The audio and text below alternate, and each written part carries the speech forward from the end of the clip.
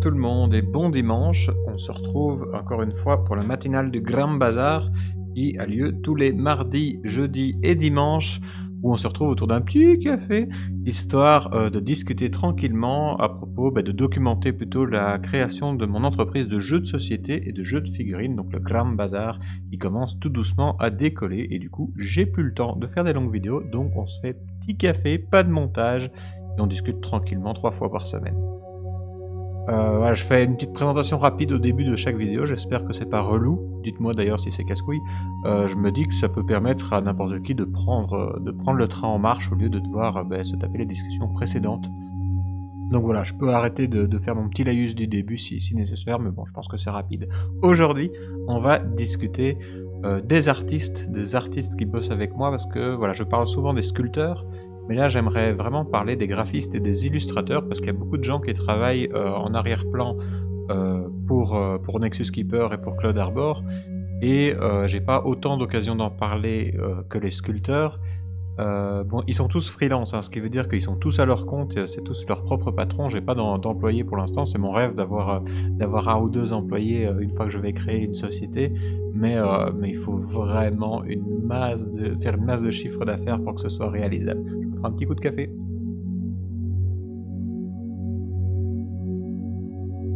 Donc voilà, c'est des gens que j'engage pour des missions précises et mais il y en a quand même une bonne petite pelletée et en plus vraiment vu le taf qu'ils fournissent, ils lésinent pas sur les efforts et voilà, c'est vraiment tous des passionnés qui ont envie de porter le jeu aussi. Donc c'est même si c'est des freelances, ils sont quand même aussi impliqués que si on était vraiment une grosse équipe, donc ça c'est ultra cool. Et je voulais commencer par présenter, Nicolas, donc Imjar, qui est en fait le graphiste de Nexus Keeper et qui fait, vraiment plein de petites missions. Par exemple, pour, le salon de Sartrouville, il a fait hop, je vais essayer de faire le point. Il a fait ceci, donc un gros Caplac sculpté, un buste de Caplac, ça a été peint par Guillaume de la chaîne YouTube, Apprendre la peinture sur figurine. Et moi j'ai simplement imprimé un cube en x3 et voilà, c'est pour la déco du stand. Mais du coup en fait c'est Imjar, donc Nico c'est un sculpteur 3D avant d'être un graphiste, mais il est aussi graphiste 2D. Et du coup moi je l'emploie vraiment pour plein de petites missions, c'est lui qui a réalisé le visuel extérieur du cube, donc c'est mon papa qui a fait la structure et c'est Nico qui a fait tout le côté esthétique. Il l'a d'ailleurs fait 2 fois parce qu'on a fait des modifications, donc vraiment c'était vraiment du taf.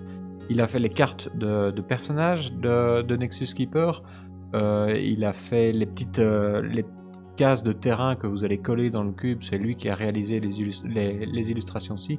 Parce que voilà, j'emploie vraiment des artistes pour tout, même si je pourrais prendre des raccourcis, si je pouvais trouver des photos en libre de droit ou demander à une IA, encore pire, de faire quelque chose, moi j'aime bien travailler avec les artistes, c'est vraiment mon kiff. C'est même devenu une mission, mais au début c'était vraiment juste parce que j'aimais ça. Je vais pas vous dire qu'au début j'avais dès le début l'envie vraiment que de faire de la sculpture tradi, de bosser avec des artistes et tout. Au fait, au début je m'en foutais un petit peu, mais au fur et à mesure du process, je me suis rendu compte que c'était juste un kiff énorme de bosser avec eux et du coup j'ai envie de les valoriser plutôt que d'essayer d'économiser de la thune.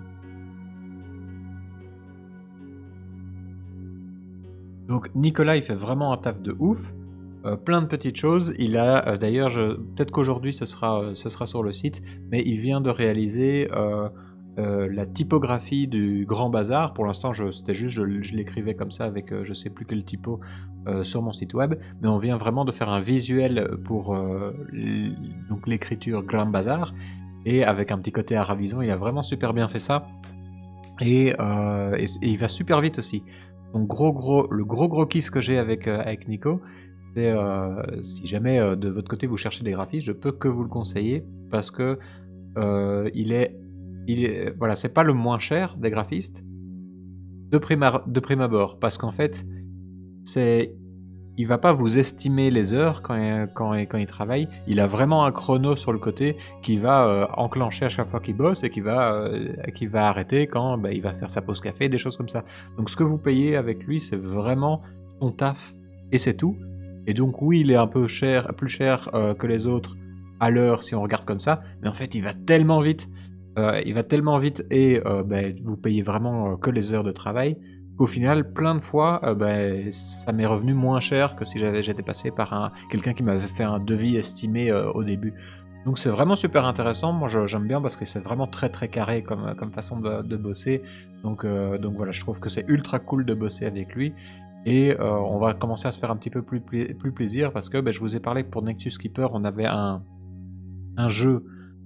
J'ai une seconde version de jeu, un deuxième mode de jeu en fait, un peu plus sportif avec le même matériel qui va arriver et pour ça, je sais pas si vous voyez la petite bombe, qu'il y a au pied du nouveau personnage de Wince, dans Nexus Keeper, mais on va avoir besoin de plusieurs petites bombes comme ça, voilà, comme ça je commence un peu à teaser le principe et du coup, je veux pas, faire sculpter et scanner, des petits trucs comme ça. Là, ça aurait vraiment aucun sens en termes de méthodologie. Donc ce qu'on va faire, surtout qu'on a déjà, un exemple avec, celle qu'a sculpté Gauthier Giroux à la main, c'est Nico qui va, faire en 3D, il va sculpter des petites bombes comme ça pour la nouvelle version, le nouveau mode de jeu de Nexus Keeper. Donc voilà, on va avec déjà le buste de Kapla qu'on s'était fait plaisir, mais voilà, maintenant que je commence un peu à être lancé et que je peux me permettre de mettre un peu plus de budget dans d'autres choses, des choses un peu annexes, voilà, Nico va être un petit peu récompensé de le travail un peu vraiment de graphiste pur qu'il a fait. Et c'est lui aussi, tiens d'ailleurs j'ai pas dit, c'est lui aussi qui nettoie les fichiers scannés. En fait, quand vous scannez une figurine, donc nos figurines sont travaillées à la main, sculptées à la main, et ensuite on les fait scanner. Et ensuite, c'est Nico qui retravaille le fichier pour être au plus proche possible s'il y a eu des choses qui se sont effacées avec le scan pour reprendre au plus proche possible du sculpte original. Donc voilà, il fait vraiment un travail de ouf sur Nexus Keeper. Donc je voulais commencer par lui parce que on n'en parle pas assez souvent, mais n'hésitez pas à aller le suivre. J'ai de toute façon toujours tous les artistes qui sont dans la description des vidéos. Donc Nicolas Imjar, il est dans le tas forcément. Euh, Qu'est-ce qu'on a ensuite? Ah oui, et puis ensuite, je voulais vous parler des illustrateurs. On finira après, je vois que le café il avance déjà vite malheureusement, mais je vais essayer de tracer. Je croyais que ça allait être un petit sujet, en fait j'ai plein de choses à dire. Je vais essayer de finir la vidéo pour parler vite fait des IA parce que forcément c'est au cœur du sujet. Voilà, je continue vite fait avec le petit tour d'horizon des artistes parce qu'on a, attendez que je dise pas de bêtises, José, euh, Pascal et un troisième et il a un nom italien. Il vient de commencer avec nous et ça va être chaud. Merde, j'ai pas mon téléphone. Et ça va être chaud que je m'en souvienne de. Non. Hop. Enfer. Du coup, je vais déjà commencer. Je regarde en même temps sur mon téléphone, mais je vais commencer par parler de José Garcia. Alors José Garcia, donc sur Insta, c'est Garcia Artiste. C'est drôle parce que nous, on a un acteur connu qui s'appelle comme ça, mais il est vénézuélien et au Venezuela, José Garcia, c'est un peu John Dupont, quoi. C'est un nom ultra courant. Du coup, il y a plein de José Garcia, c'est normal. Mais c'est pas l'acteur. Mais voilà, c'est un mec que je suivais en fait sur Instagram. Vous pouvez aller voir. Attendez, j'essaye de regarder. Ah oui, Lodovico. Voilà, le dernier artiste qui vient de nous rejoindre s'appelle Lodovico. Pour ça que j'ai eu un peu de mal à retrouver sur son nom. C'est pas un nom courant pour nous. José Garcia, du coup, c'est vraiment quelqu'un que je suivais depuis super longtemps sur Instagram en fait. Et j'ai toujours été ultra fan de ses silhouettes. Il fait que du cara design, mais super épuré. Et il a toujours des silhouettes qui marchent ultra bien. Et ça, pour la figurine, c'est ultra important. Si vous faites juste le contour du personnage en effaçant tout ce qu'il y a dedans, donc vraiment juste une silhouette, ça doit être super lisible. Alors ça veut dire que la pose est bien. Et avec José Garcia, ça je savais que ça allait être vraiment un gros carton. Et donc c'est lui qui a fait vraiment la majorité des designs. Je l'ai contacté sur Insta, je lui ai expliqué un peu le projet. Il a dit qu'il était chaud. Et c'est une machine, le mec. À chaque fois, une illustration, c'est 3 échanges, je crois. Il m'envoie 3 petits sketchs, on choisit une direction, il fait une version un peu plus clean, je lui dis quelques modifications, et puis paf, il m'envoie le propre. Et ça manque quasiment jamais. Le mec, c'est une vraie machine, il est super bon. Quand vous voyez sur sa page Insta, il fait vraiment beaucoup de silhouettes, beaucoup de dessins en noir et blanc. Donc la colorisation, c'est un peu moins son point fort. Mais voilà, pour les petites cartes, s'il fait la colorisation pour les petites cartes de ses personnages, en fait, chaque artiste va faire aussi l'illustration qu'il y a sur la carte de personnage, et c'est quand même largement suffisant, hein. Il va pas avoir le niveau d'un Thomas qui bossait avec nous sur Warband au niveau de la couleur, mais par contre, au niveau vraiment trait, et vraiment avec ce style un peu cartoon, il déchire. Et donc, il a fait tous les nains des glaces, tous les diabletins, et les singes. Donc 3 familles. Il se charge de 3 familles sur 5. Et la 5e, vous l'avez pas encore vu, mais sur 5 qui sont en cours. Donc voilà, c'est vraiment la grosse force de frappe de Nexus Keeper. C'est José Garcia. Je vous invite vraiment à le suivre parce qu'en plus, il est assez actif sur Insta et ça défonce ce qu'il fait. On prend toujours plein la gueule. Donc ça, c'est trop bien.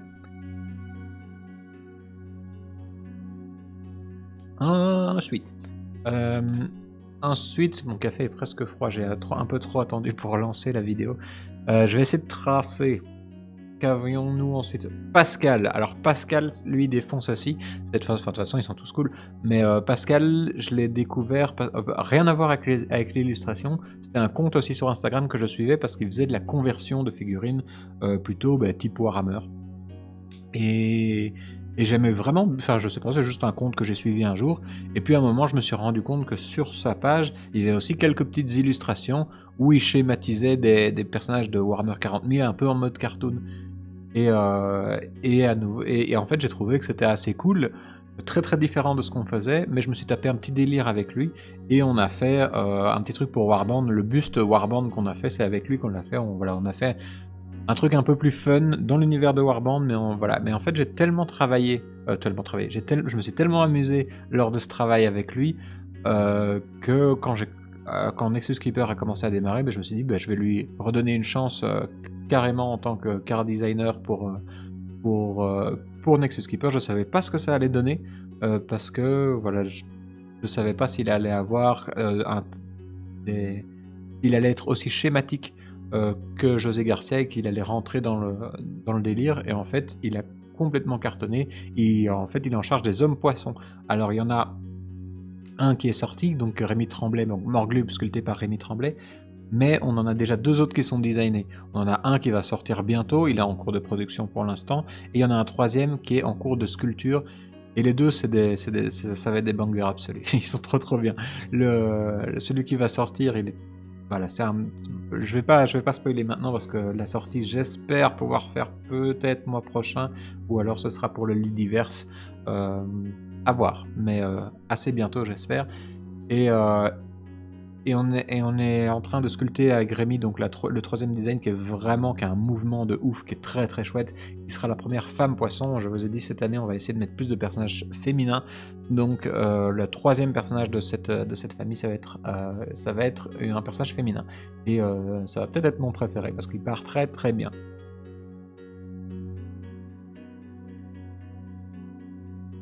Et donc voilà, Pascal, je vous invite aussi à aller voir bien sûr.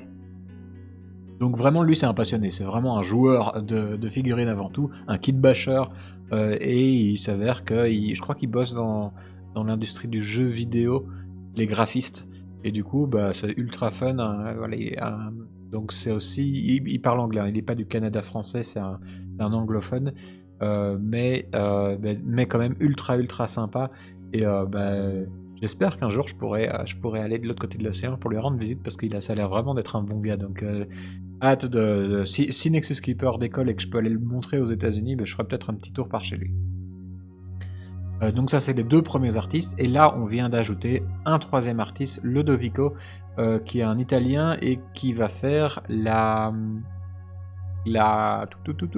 famille qui va être sculptée par Denis Gonella. Donc tout ça, ça sonne un peu, ça sent bon le spaghetti, tous ces noms-là. Enfin, je sais pas si Denis, tu as des origines italiennes. Je me doute que oui, vu que tu es belge, moi aussi j'ai des origines italiennes, et il y a beaucoup de belgo-italiens en Belgique, forcément. Donc, on fait la team Italie, je raconte peut-être n'importe quoi là, avec Ludovico qui, lui, vraiment là, j'ai cherché un illustrateur qui pouvait faire qu'on avait en tête, parce que la nouvelle, donc la 5e famille de Nexus Keeper qui va arriver, c'est une famille qui est pas partie d'un concept à moi. C'est Guillaume, donc de la chaîne YouTube Apprendre la peinture sur figurine, à qui j'ai donné l'opportunité de de me donner un peu des instructions sur le type de famille qu'il voulait. Voilà, en fait, je bosse avec Guillaume sur la com de Nexus Keeper depuis quelques mois. Si vous le suivez, vous avez pu voir qu'il y a pas mal de vidéos Nexus Keeper qui arrivent chez lui. Et dans cette idée d'échange, j'avais envie qu'il puisse s'impliquer vraiment dans la création même. Et donc, on fait une famille de Keeper avec Guillaume. Où moi je suis un peu plus en retrait, c'est toujours moi qui fais la direction artistique parce que j'ai l'habitude de bosser avec les artistes et donc je vais très vite, mais je prends l'avis de Guillaume quand il me dit qu'il y a des trucs que lui il aime pas trop, ou voilà, quand j'hésite entre deux trois trucs, Guillaume donne son avis, donc il est très impliqué dans la création de cette famille, et voilà, j'ai cherché quelqu'un qui allait pouvoir réaliser cette famille. Et sur la page Insta de Lodovico, il y avait un personnage, un espèce de petit nounours bonbon comme ça qui pouvait un peu aller dans la même direction que ce qu'on cherchait. Donc ça, vous allez le voir bientôt. C'est pas moi qui vais le révéler, je laisse le soin à Guillaume de révéler, ou pas d'ailleurs, il fait comme il veut, de révéler le personnage, et on va le sortir, celui-là, au Ludiverse. Normalement, ça devrait le faire. La famille violette d'ailleurs. Chaque famille de Keeper a une couleur. Celle-là, ça sera normalement la famille violette. En parlant de couleurs, toutes les figurines sont produites par Trashfire Studio. Trashfire Studio, c'est Corentin, donc qui suit Warband, qui suit Nexus Keeper depuis le début, et c'est notre imprimeur. Et vraiment, il est vraiment ultra cool, Corentin, parce que c'est le seul qui a accepté vraiment de se plier aux exigences de la couleur. C'est assez relou hein, d'imprimer en couleur. Ça fait que chaque fois que vous changez de couleur, il faut calibrer le temps d'exposition aux UV, sinon parce que la résine ne durcifie pas, je sais pas comment on dit, mais je sais pas le terme, mais ils n'ont pas le même temps d'exposition si on met de la teinture dedans. Donc lui, il doit faire plein de tests pour permettre d'avoir des figurines en couleur comme ça, et les autres imprimeurs refusaient de faire ça parce que ça pourrit les bacs. Ça veut dire qu'il faut quasiment avoir une machine dédiée à ça, qu'il faut faire on peut pas faire ces mélanges de couleurs à l'avance, donc ces mélanges de résine à l'avance, donc c'est bien relou. Et donc rien n'aurait été possible pour Nexus Keeper sans Corentin. Voilà, vraiment, et aussi c'est un des seuls, ça me fait faire une belle transition, c'est un des seuls imprimeur, enfin non, il y en a d'autres, mais c'est un des seuls que j'ai croisé qui est vraiment très très très très respectueux des droits d'auteur. Il va pas vous imprimer des trucs de licence dont il n'a pas la licence. Et ça pour moi c'est important parce que c'est un peu la foire, je trouve, c'est un peu le Far West, le monde des imprimeurs 3D. Tout le monde fait un peu n'importe quoi. Sur des salons, on voit des personnages, des bustes, des statues qui appartiennent à des univers dont les gens n'ont absolument pas le droit d'avoir la propriété intellectuelle. C'est impossible d'avoir la propriété de Nintendo, de Dragon Ball, de tous ces trucs-là. Mais voilà, comme on est des petits entrepreneurs, tout le monde s'en fiche un peu, mais pour moi c'est important, parce que si on fait pas l'effort de respecter les propriétés intellectuelles des gros joueurs, même donc des Game Workshop et des choses comme ça, pourquoi est-ce qu'on ferait l'effort pour les petits joueurs? Et du coup on se tire tous dans les pattes. Et je trouve que c'est de la merde. Donc voilà, très content de voir Corentin qui a une éthique de travail carrée, elle est laser, et du coup, voilà, du coup ça c'est toute l'équipe illustrateur, graphiste, imprimeur, dont je parle un petit peu moins. Voilà, bon, j'espère que c'était pas trop relou, cet épisode est un peu plus, c'est un peu plus... Voilà, c'est un peu plus du copinage, on fait un peu plus le tour de l'équipe, mais c'est important de présenter aussi ceux qui bossent en coulisses, parce que ils n'ont pas l'occasion forcément de s'exprimer là-dessus. Ah, la gorgée froide des enfers. J'ai fini mon café, ça fait 19 minutes. Je voulais terminer par parler un tout petit peu des IA, mais on va du coup en faire un autre épisode, parce que c'est la fin, c'est la loi, j'ai pas le droit de gruger mes propres règles. On se retrouve mardi, et j'ai envie de commencer une petite série de vidéos pour parler vraiment de ce que j'ai appris au niveau de l'entrepreneuriat. Je pense que ça peut être super intéressant. J'ai plein de petites règles que je me suis fabriquées. C'est pas forcément, ça veut pas dire qu'elles sont des règles absolues et que c'est comme ça qu'on réussit. C'est moi ce que j'ai appliqué pour réussir. Je pense pas que ça va tenir en une seule discussion, donc peut-être que ce sera une série de 2 ou 3 discussions. Mais voilà, c'est la chose pour laquelle je suis le plus passionné, donc je suis chaud boulette pour commencer ça. Je parlerai aussi du coup du problème des IA dans une prochaine vidéo. Mais d'abord, j'ai envie de parler un petit peu d'entrepreneuriat. On se retrouve donc mardi. Bonne fin de week-end, bon début de semaine, et à très bientôt. Ciao, ciao!